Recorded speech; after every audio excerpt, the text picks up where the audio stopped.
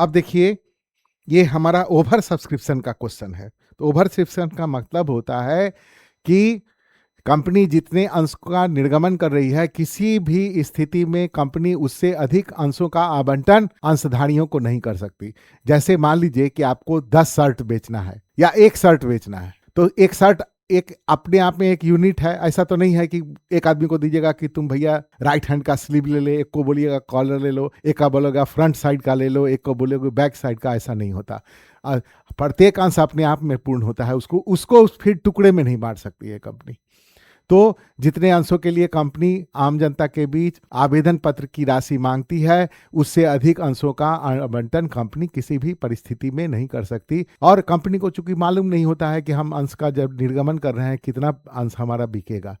एक चीज और सीख लीजिए, मिनिमम सब्सक्रिप्शन एक टर्म आता है।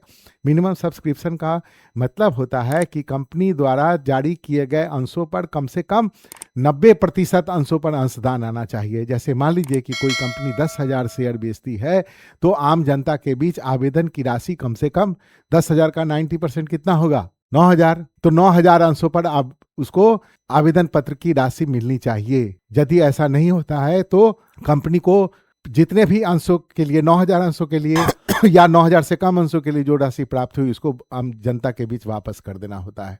मिनिमम सब्सक्रिप्शन कहलाती है। एक ऐसे संस्था या व्यक्ति का अपॉइंटमेंट करती है जो अंडरराइटर्स कहलाते हैं, अंडरराइटर्स ऑफ कैपिटल इशूज कहलाते हैं। वो इस बात की गारंटी लेते हैं कि कंपनी द्वारा मिनिमम सब्सक्रिप्शन आपको प्राप्त हो जाएगा, मतलब 90% आपको राशि मिल जाएगी। यदि नहीं मिलती है, आम जनता उसको सब्सक्राइब नहीं करती है, तो जो रेस्ट होता है, जो बचा हुआ बैलेंस रहता है, जैसे मान लीजिए कि हम 10,000 शेयर कंपनी का निर्गमन किए। मैं एक कंपनी हूं और मैं 10,000 शेयर इशू किया, मान लो 8,000 पे आया, तो मिनिमम सब्सक्रिप्शन तो पूरा नहीं हुआ। उसके लिए हमको कितना पैसा, कितने अंशों के लिए अभिदान चाहिए था? 8,000, 9,000 के लिए चाहिए था, हमको प्राप्त हुए कितना? 8,000। तो 1,000 जो बचा रह गया वो अंडरराइटर्स ऑफ कैपिटल इशू जो होंगे वो खरीद लेंगे, तो हमारा मिनिमम सब्सक्रिप्शन पूरा हो जाएगा। हमको पैसा वापस नहीं करना पड़ेगा, जिसके लिए उनको अलग से ब्रोकरेज चार्ज दिया जाता है, तो वो बाद में हम लोग सीखेंगे। ये प्रश्न जो है सो ओवर सब्सक्रिप्शन का है। देखिए, कहता है कि ए लिमिटेड 10,000 शेयर 20 रुपया ईच का है, 4 रुपया एप्लीकेशन पर, 8 रुपया अलॉटमेंट पर और 8 रुपया फर्स्ट कॉल पे। मतलब ये भी सम मूल्य पर निर्गमन है। 8 8 16 4 20 शेयर था 20 का, कंपनी कितना मांगी? 20 रुपया। तो ये अंशों का सम मूल्य पर निर्गमन है। और कहता है कि applications were received for 12,500 shares. Company को आवेदन पत्र कितना हुआ अंशों के लिए प्राप्त रहे भैया? 12,500। तो एक्सेस कितना हो गया? 2,500। तो इसका दो उपाय है, या तो अनुपातिक आवंटन करेगी जिसको प्रोराटा अलॉटमेंट कहते हैं, ये बाद में हम लोग सीखेंगे। तो प्रोराटा अलॉटमेंट यहाँ नहीं है, यहाँ कहता है कि जो एक्सेस मनी हुआ था, कितने शेयर पर हुआ? 2,500 शेयर पर, ये पैसा वापस कर दी कंपनी। सभी अब यूटिलाइज फॉर द नहीं, सॉरी, ये कहता है कि 12,500 पर जो है ये अनुपातिक आवंटन है। इस पैसे को हम लोग क्या किए? अलॉटमेंट का जो पैसा हमको मिलना था उसमें से हम लोग इसका एडजस्टमेंट कर लिए। ओवर सब्सक्रिप्शन है लेकिन एडजस्टमेंट है, ये रिजेक्शन नहीं है। दूसरे इसके बाद जो क्वेश्चन हम लोग बनाएंगे रिजेक्शन का, तो आइए ये क्वेश्चन हम लोग बनाएं। सबसे पहले हम लोग शॉर्ट फॉर्म में इसको लिख लें।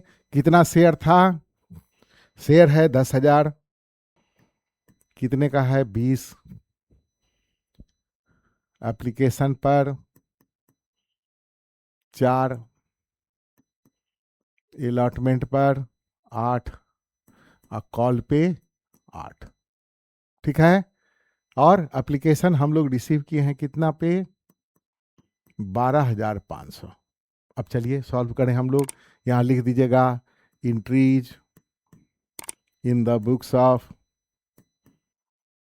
ए लिमिटेड।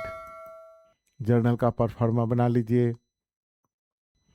डेट का column, particulars, ledger folio, amount debit, amount credit. अब आइए सबसे पहले हम लोग पैसा प्राप्त करें, किसका? एप्लीकेशन का।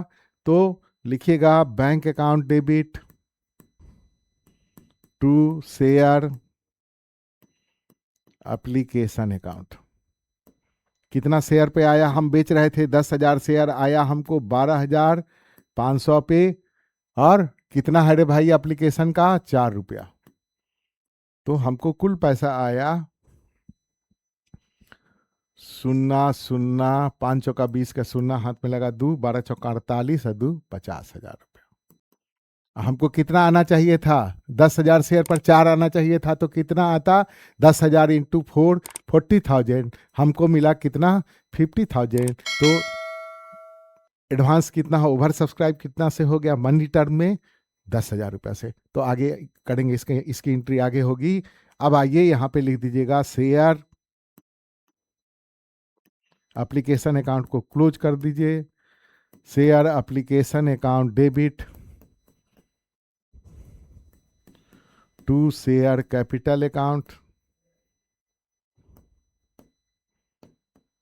तो शेयर एप्लीकेशन कितना से है क्रेडिट भाई, 50,000 से, तो 50,000 से डेबिट कर दीजिए। टू शेयर कैपिटल में कितना होगा, 10,000 गुना 4, 10,000 गुना 4, 40,000।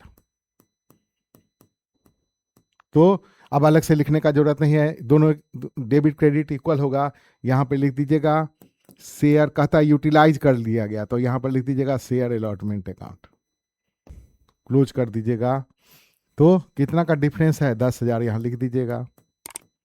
अब आइए फर्स्ट कॉल का, फाइनल कॉल का पैसा मांगे, अलॉटमेंट का पैसा मांग लीजिए। तो लिखिएगा शेयर अलॉटमेंट अकाउंट डेबिट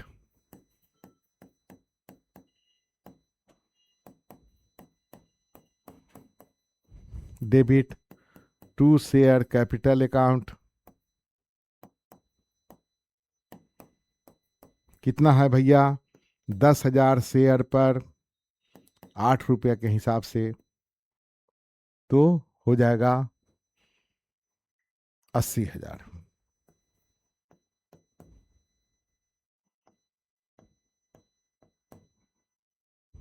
अब पैसा लीजिए, ध्यान दीजिएगा यहां पर लिखने में बैंक अकाउंट डेबिट, अभी यहां कुछ मत लिखिएगा, amount to share allotment account. अब देखिए ध्यान दीजिएगा, अलग से कैलकुलेशन करने का जरूरत नहीं है, जनरल एंट्री को यदि ध्यान से देखा जाए तो यहीं से हम लोग निकाल लेंगे यहाँ कितना पैसा लिखा जाएगा। तो देखिए share capital account, share allotment account debit है कितना से, 80,000 से। शेयर अलॉटमेंट अकाउंट क्रेडिट है कितना से, देख लीजिए, शेयर अकाउंट को क्रेडिट करेंगे 80,000 से तो गलत हो जाएगा, कैसे, share allotment account already credit है यहाँ पर 10,000 रुपया से, तो 10,000 से कम क्रेडिट, 10,000 रुपया से 10,000 रुपये से कम क्रेडिट होगा, तो यहाँ पर लिख दीजिएगा 70,000 और यहाँ पे लिख दीजिएगा 70,000, क्योंकि ऑलरेडी 10,000 रुपया हम पहले प्राप्त कर चुके हैं, ओवर सब्सक्राइब्ड हो चुका था। या नहीं तो लिख लीजिएगा, अलग से निकाल लीजिएगा कि 80,000 रुपया, जैसे 80,000 मिलना है, 10,000 रुपया ऑलरेडी रिसीव्ड ऑन एप्लीकेशन। ये 80,000 अलॉटमेंट पर हमको मिलना था, तो 10,000 रुपया ऑलरेडी हमको मिला हुआ है, तो 70,000 है ना, रिसीवेबल ऑन या रिसीवेबल ऑन हो गया। समझ में आई, फिर से ध्यान से समझिए, यहाँ शेयर अलॉटमेंट अकाउंट 80,000 से डेबिट है, तो 80,000 से यहाँ यदि शेयर अलॉटमेंट को क्रेडिट कर दीजिएगा तो गड़बड़ हो जाएगा, क्योंकि 10,000 रुपया ऑलरेडी वो क्रेडिट है, तो 70,000 से ही होगा। और अब फाइनल फर्स्ट कॉल पर पैसा मांगिए, पैसा को, तो share first call account debit, share first call account debit to share capital account. कितना भाई, ये भी 8 रुपया मांगा गया है, तो 10,000 शेयर पर यदि मिलेगा 8 रुपया करके तो 80,000। और पैसा ले लीजिए, पूरा का पूरा पैसा मिल गया है। Bank account debit to share first call account, तो जितना से डेबिट उतना ही से क्रेडिट। कितना से क्रेडिट डेबिट है रे भैया, 80,000, तो 80,000 से क्रेडिट भी हो जाएगा, 80,000 रुपया आपको मिल गया। तो ये हो गया क्वेश्चन पूरा सॉल्व हो गया आपका। अब आइए अगले प्रश्न की तरफ चलें।